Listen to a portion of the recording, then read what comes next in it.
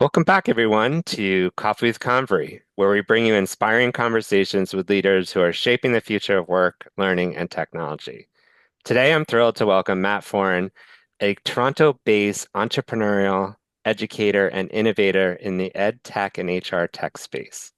Matt is the co-founder of Simple Movement eLearning and the founder and CEO of KnowMeQ, a platform using AI and science-backed tools to empower individuals and help companies strengthen their workforce. With a master's in adult education from the University of Toronto, Ontario's Institute for Studies in Education, Matt has spent the last 2 decades working in community literacy, workforce development, and education. He's a pioneer in digital accessibility, having created the world's first fully online adult literacy program for deaf and hard of hearing learners. His work is also about putting people at the center of success, whether it's helping individuals unlock their potential or ensuring companies hire and promote based on skills, not just resume. Matt's journey is a powerful example of how education, technology, and human impact intersect. So grab your coffee and let's dive in. Matt, welcome to the podcast.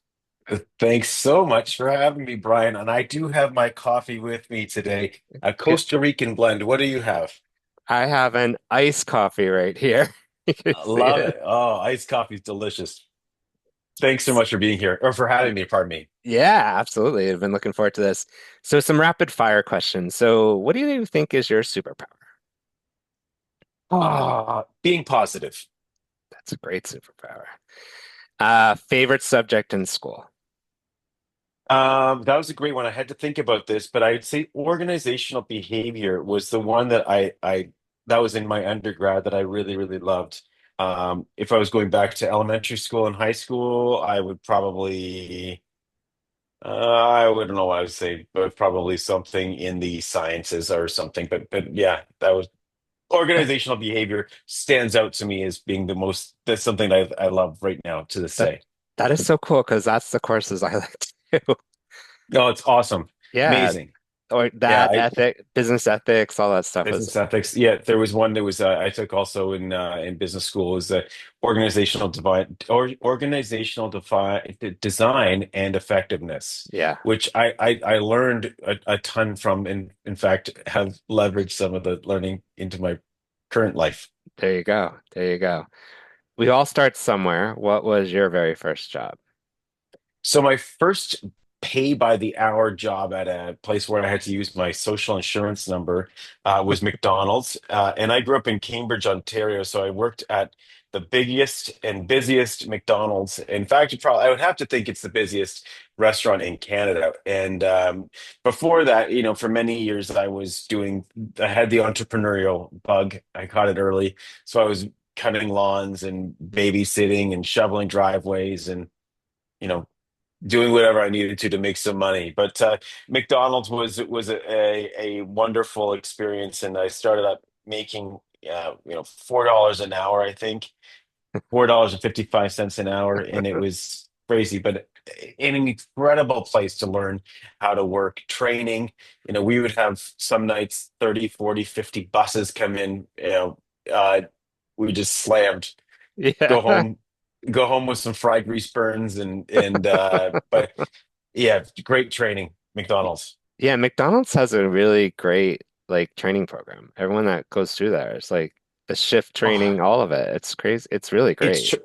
tr- and you learn some really crazy practices and expressions that stay with you many, many years later. Like if you have time to lean, you have time to clean. I love that one. Awesome. That one was ingrained in you for sure. Um, I will just say this really quickly. yeah, yeah, yeah. Go It ahead. is I probably once a month I have dreams where I'm working drive through or taking orders at McDonald's.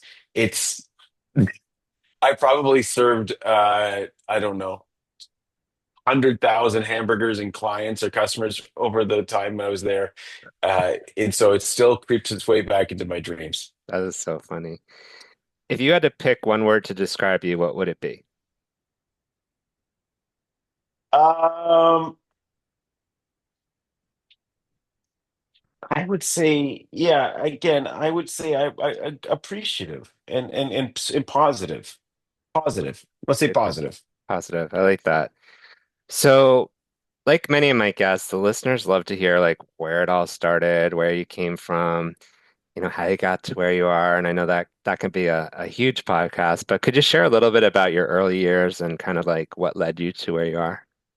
For sure. So I was I graduated from my undergrad with a business undergrad, and um I was trying to sort of negotiate working in my role. I was actually in sort of more of a marketing role, and was doing some coaching, some life coaching that sort of helped me to negotiate where I was going to be going. And I really value the process of coaching. And looking back in retrospect, it was something that a good coach won't tell you anything about yourself that you don't already know, but you maybe you haven't shed light on different things. And so the person I worked with at the time really started to look at who I was and help me to surface like what I wanted to be doing. And it turns out that I wanted to be doing or needed to be doing, not wanting, but needing to be doing something that is a bit more purpose driven.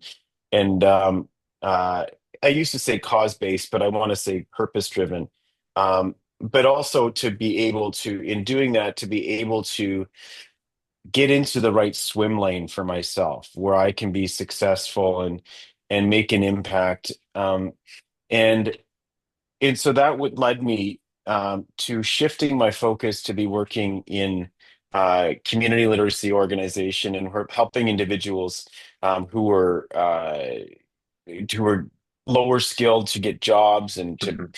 and they then subsequently had an opportunity to become a researcher, and then got me into teaching at a college, and then overseeing departments as well, working with individuals also with deaf, hard of hearing, deaf, blind, hard hearing persons with literacy challenges, all sorts of different demographics of individuals.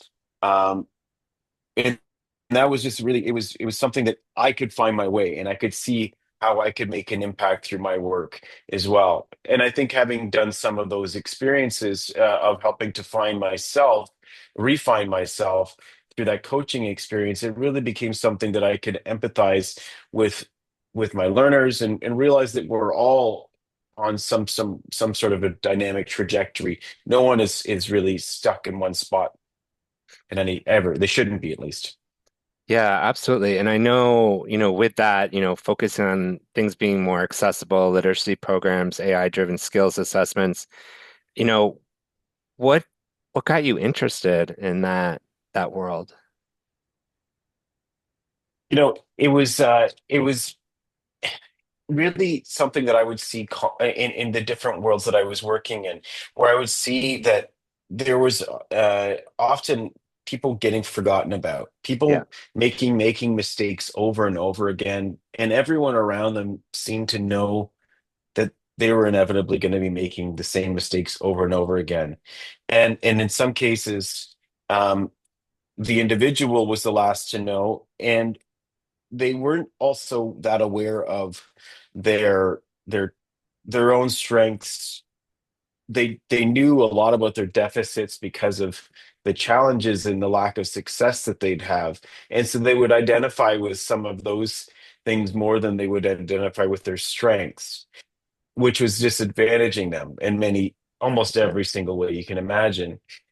And so I had an opportunity to be able to I was to go to a design jam in Ottawa. This federal group was putting together and to put together a framework for a future program and sort of thinking about how this future of work would mean, what it means to have people participating in different spheres and being successful, and how the country could be successful in the quote unquote future of work.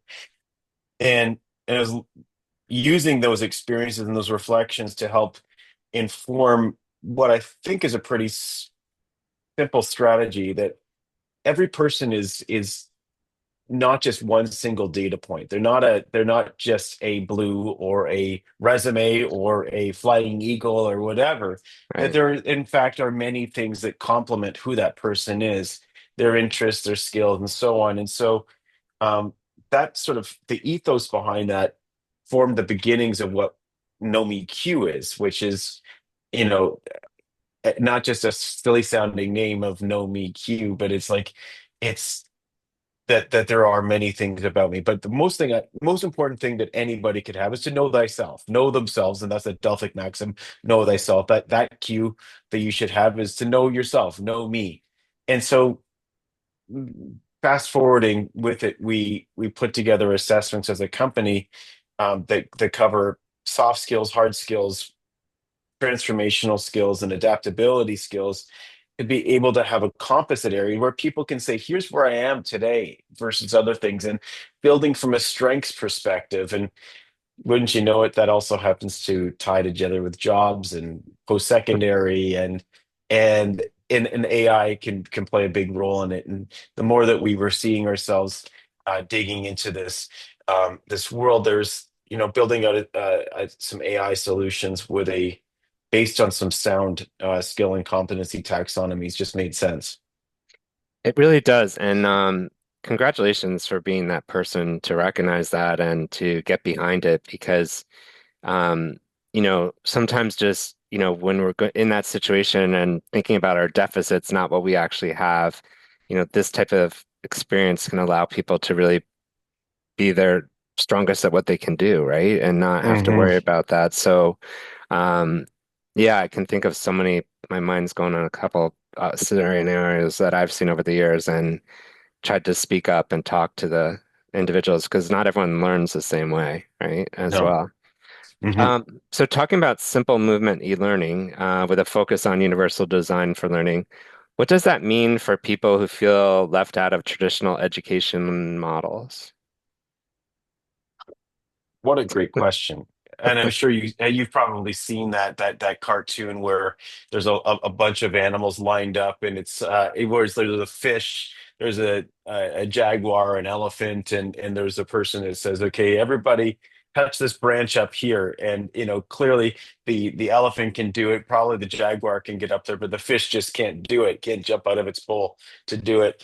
And you know, I think it's the whole idea about universal design for learning, and there's to cut it down if people aren't as familiar with the principles of it. It's there the universal design for learning really comes down to different principles of multiple means of representation, multiple means of engagement, multiple means of assessment, where individuals who are designing curriculum or evaluative experiences really need to be presenting things different ways to different people so that they can respond in different ways, so that they can ultimately find success using the needs or the means or the methods to be that speaks mostly to who they are.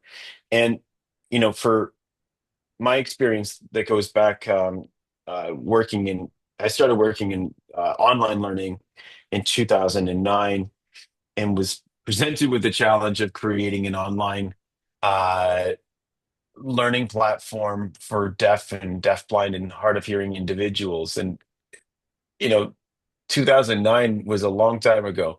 Online learning was Uh, still a concept I was kind of thinking about as just ethereally, but with some tremendous leadership from friends of mine from the deaf community who were themselves deaf when I was able to learn, that this experience that I was conceiving of was in fact different than what they would expect.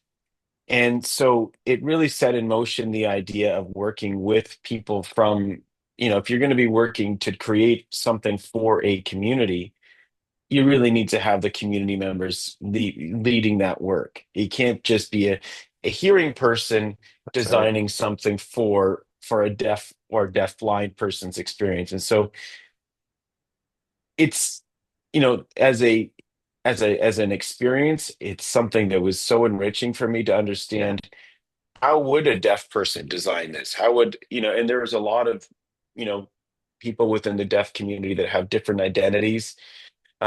Capital D deaf, small d deaf, hard of hearing is, identifies people different than deaf blind and so on. Um, but ultimately that set in motion the principles of making sure that anything that simple movement does, that we create things with an accessibility lens. And accessibility is a principle of universal design for learning. Um, and when you do that, you happen to tap into what's called the curb effect. And the curb effect is the notion of like, well, when the city planners put the curbs, shifted the curbs so that there's a groove, for wheelchairs. Well, wouldn't you know that it also benefits people in strollers? It also benefits people in couriers who are dropping packages off as well. So that's where we ground ourselves in. So the online learning experiences that we build, if you build it from the ground up with accessibility measures in mind, really rigorous accessibility measures in mind, it is then more accessible, uh, small a accessible for everyone else. Yeah, it's that whole idea. If you build it with that in mind, then it will help everyone in some way, shape, or form, like the example you gave.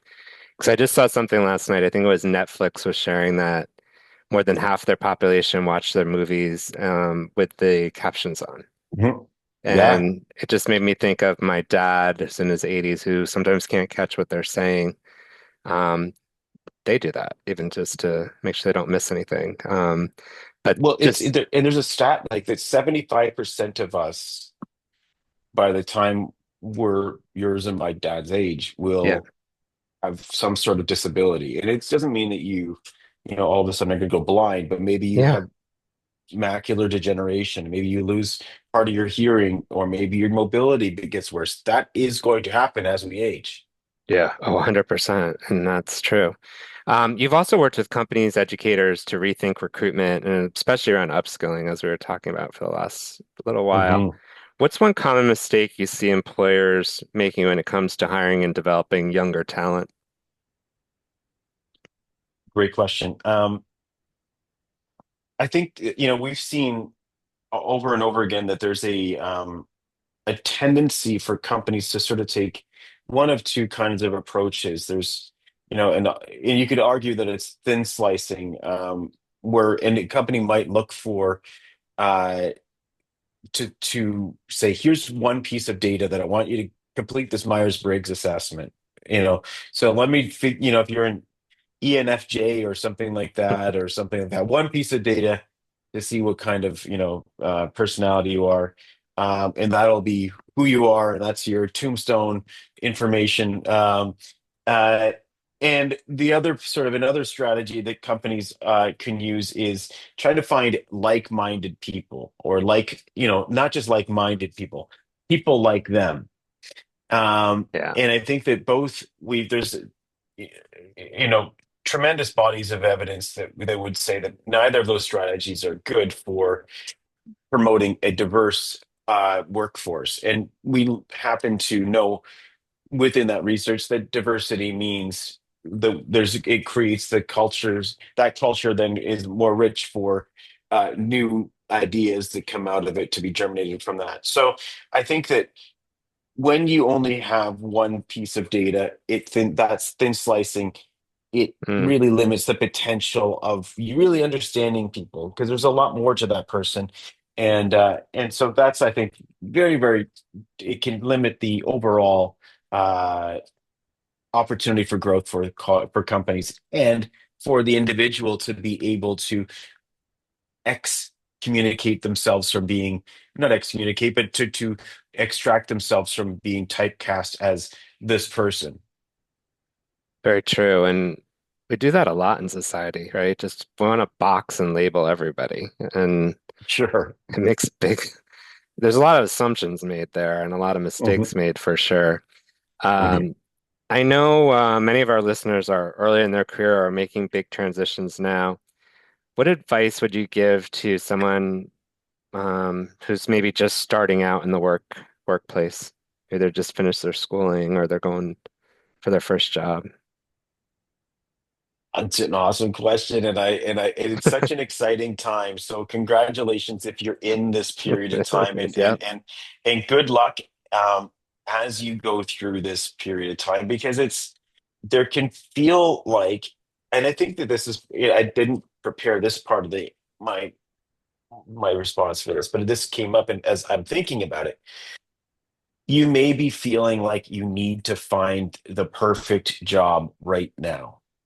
And that is completely reasonable. You want to start paying down student debt. You want to get out and move to a new apartment. You want to start, experiencing new things. And that's all reasonable. The perfect thing may not come around for a while because, Yeah. as you will learn, is that we're always changing as people. Staying connected to who you are is important. Don't box yourself in or out from ideas and opportunities to grow. Go easy on yourself. You're going to make mistakes, but connect with people who are going to enrich you. Connect with people who are going to challenge you to be, whether that's personally or professionally, to be more creative, to be more assertive, get out of your comfort zone and try different things and figure out what is best and where you're making the best impact for yourself, but not accepting that here's your job and this is going to be the job's going to take care of you. It's going to be your identity for life. Yeah. Increasingly, we know that we're going to be shifting jobs over and over again, and we need to be embracing adaptability mindsets more and more all the time, um, because life is going to change in our lifetimes and in your working career. Um, the landscape's going to change, money's going to be different, and you have to adapt and to find something new. And the best way you can find the new best thing for you is to know yourself and the great skills that you can leverage. And that there's more to you than just one piece of paper. That awesome advice. Couldn't agree more. Thinking about standing out, right? That's another big thing I hear from people. Mm. I got my resume, I got this awesome cover letter. I'm like, yeah, that's great, but those don't typically make you stand out. What's your thoughts around how should someone approach this market now and maybe look to stand out or ways to showcase who they are a little bit more? Because I know that's near and dear to your heart with what you do. So, Um, First of all, don't just use ChatGPT to write your resume or your cover letter. yeah, Be something different. Have a personality. Know your personality, and don't be afraid to use that without throwing it down someone's throat in in the email. Recognize, and Brian, like you, I've probably interviewed, I mean, hundreds certainly of yeah, people, club like maybe thousands. I don't know. And the reality is, unfortunately, that I or no person reading the emails, or the resumes really spends hours looking at them. no, We just don't have time. It's not our first priority, unfortunately.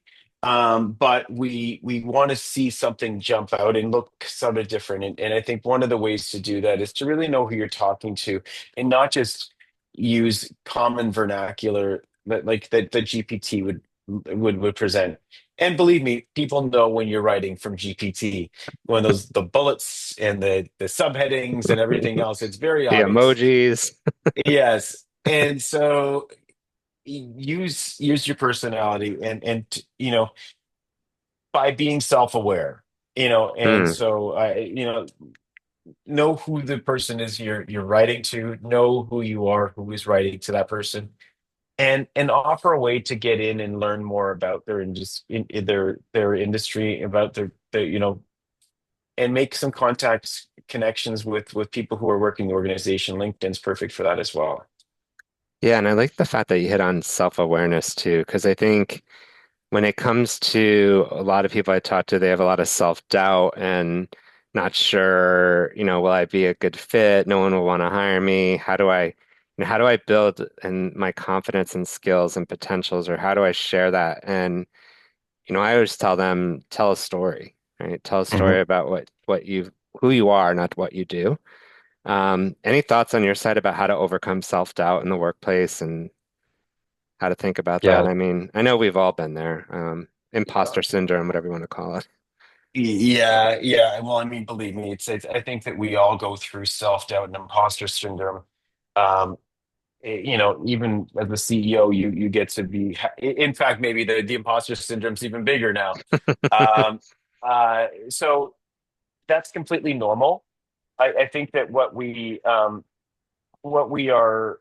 what I would suggest is to just do instead of thinking about it, to actually do things. If Mm, you want to, and because no one's going to give you anything, um, and they can't read your mind. But I think that just like if you are ever experiencing anxiety, one of the best ways to circumvent the anxiety is to actually go out and do something, walk.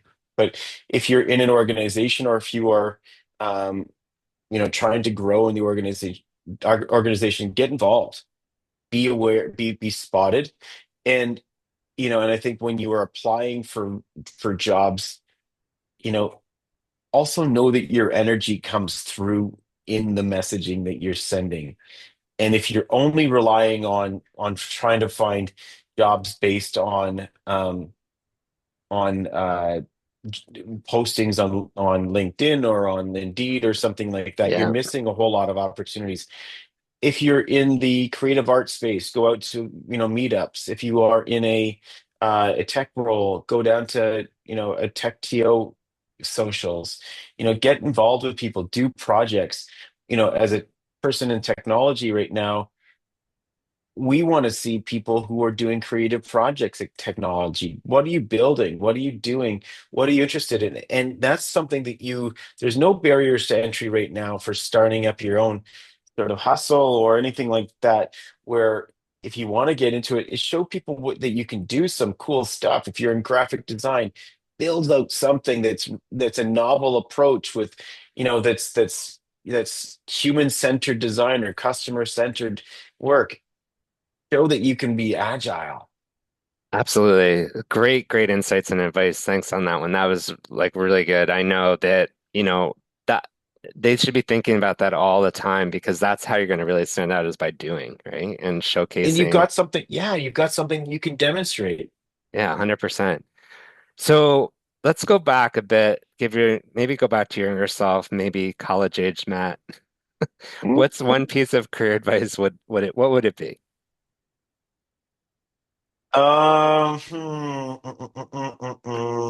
Career advice. So I would say, go easy on yourself. Recognize that you're going to make mistakes, um, and that you know you can have everything, but you maybe not all at once. And I think that I was really nervous about doing things right, and I was Hmm. probably having less fun and probably limiting my ability to learn by making mistakes early on. And I Yeah. think that that's truly where you do the most growing, is but when you actually do make mistakes. Yeah, you skin your knee, you get up and you figure out what you did, right? Totally. Yeah, yeah, yeah. Amazing. Well, first of all, I can't thank you enough for taking time out of your day to be on this podcast and share your insights with the audience. It's been really fun and also super insightful. I really appreciate you being a part of the Coffee with Convery conversation. Thanks for making time, and congratulations to everybody who's in this position where you're out looking for new opportunities.